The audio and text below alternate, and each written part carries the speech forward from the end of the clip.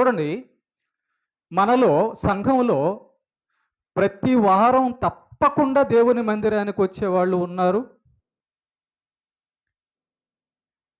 ఎక్కువ శాతం వచ్చేవాళ్ళు ఉన్నారు. ఎప్పుడో ఒకసారి వచ్చేవాళ్ళు ఉన్నారు.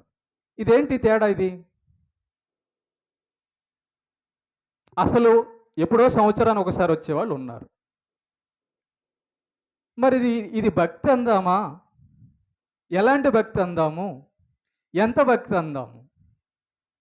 అంటే సంవత్సరానికొచ్చి ఒక్కసారి మాత్రమే చర్చికొచ్చే వాళ్ళ భక్తిని ఏ శాతంలో వేయాలో ఒకసారి మనం ఆలోచన చేద్దాం. అప్పుడప్పుడు చర్చికి వచ్చే వాళ్ళని ఏ శాతంలో వేయాలో ఒకసారి ఆలోచన చేద్దాం.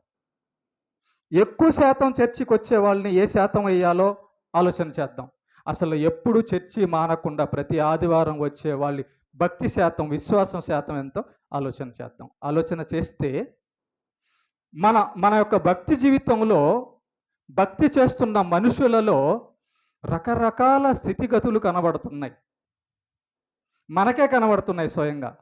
అంటే దేవుడు కూడా ఒకరిని పరలోకానికి తీసుకెళ్ళబోయే ముందు అన్నీ చెబుతాడు. నాన్న, నువ్వు పరలోకం వెళ్ళాలంటే, నీకు ఈ భూమి మీద మంచి బ్రతుకు కావాలంటే, పరలోకంలో మంచి బ్రతుకు కావాలంటే, ఇదిగో నా వాక్యాన్ని, నా ఆజ్ఞలను ఇచ్చాను, భక్తిని ఇచ్చాను. ఆ భక్తిలో ఇదిగో ఇవన్నీ ఉండాలి. ఇంతంత శాతం ఉండాలి. ఇంతంత శాతం ఉంటేనే కానీ నువ్వు పరలోకానికి సిద్ధపడలేవు.